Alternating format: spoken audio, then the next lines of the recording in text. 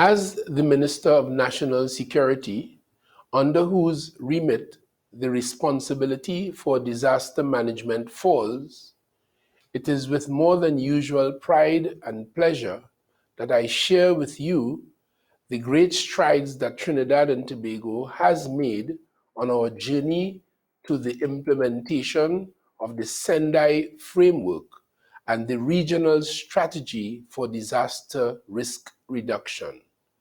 The theme of this year's regional platform, Building Resilient Economies in the Americas and the Caribbean, is signally consistent with the government's decision of January 2020 to use the benchmark frameworks as building blocks for our own strategy, reducing disaster risks and strengthening national disaster readiness and resilience.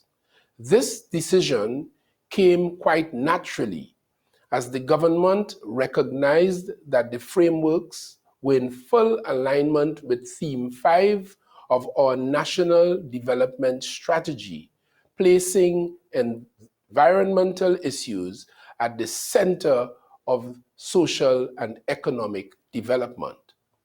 The government understands that there are disaster risk reduction and risk management challenges for our society. It therefore appointed the Office of Disaster Preparedness and Management, the National Disaster Agency, as the organization to drive the necessary interventions. At first, the agency developed an integrated approach to achieving the 4 priorities of the Sendai framework, while simultaneously catering for the accomplishment of the annual global targets. In this regard, attention was placed on strengthening the foundation pillars by pursuing priorities 1 and 2, understanding disaster risk and strengthening disaster risk governance. Building on a national baseline study that was already in train, the ODPM simultaneously conducted a multi-sectoral disaster management audit.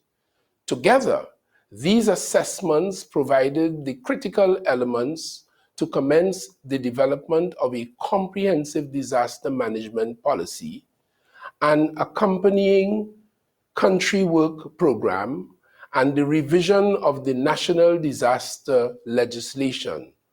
All of these products are in various stages of development, but already they have together placed a spotlight on our major risks and challenges while providing us with the impetus for a strategic approach to resilience building. Beyond these governance arrangements, Priority 4 of the Sendai framework encourages states to enhance disaster preparedness for effective response and to build back better in the recovery, rehabilitation, and reconstruction. Towards achieving this goal, a multi-hazard early warning systems roadmap has been developed, and soon flood early warning systems will be put in place in 7 additional communities around Trinidad and Tobago. The Community Emergency Response Teams program is being strengthened, and alongside this, the National Alert and Public Warning System is being expanded. Additionally, a pilot project to identify and reduce earthquake disaster risk within our cities is in progress, commencing with our capital city of Port-of-Spain. At the moment, a national post-disaster needs assessment is being undertaken. Also, in the area of disaster recovery, at present, a national post-disaster needs assessment is being undertaken. Thus far, I have spoken about the ongoing work we are undertaking in priorities 1, 2, and 3.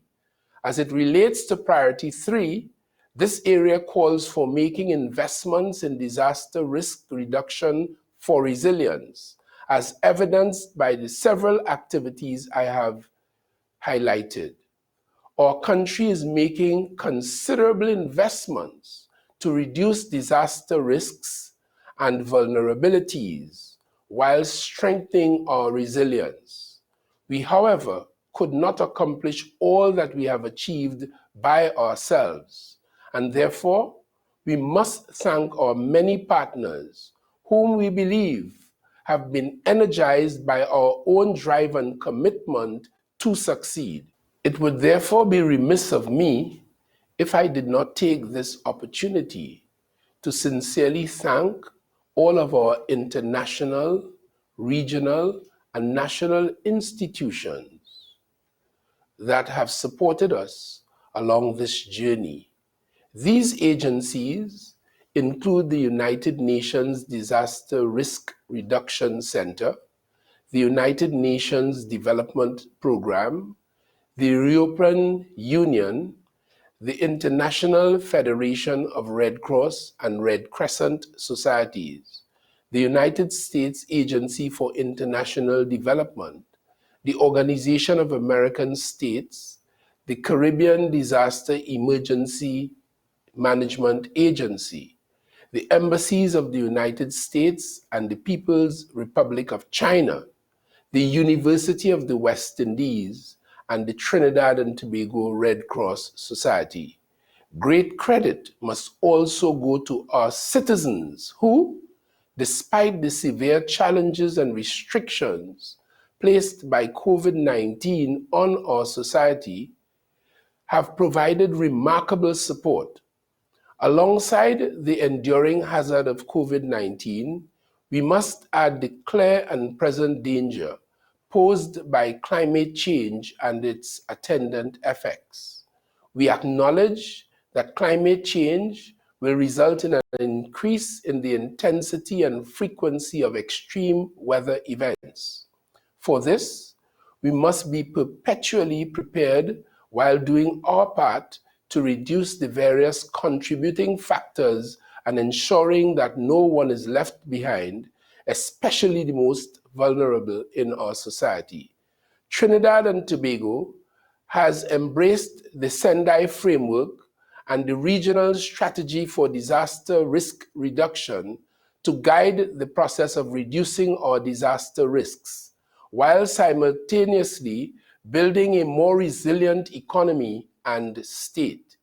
We thank all the entities who have been accompanying us on this journey and look forward to your continued support. Similarly, we renew our commitment to do our part to assist our neighbors while contributing to the efforts to make our region a disaster-resilient zone. I thank you.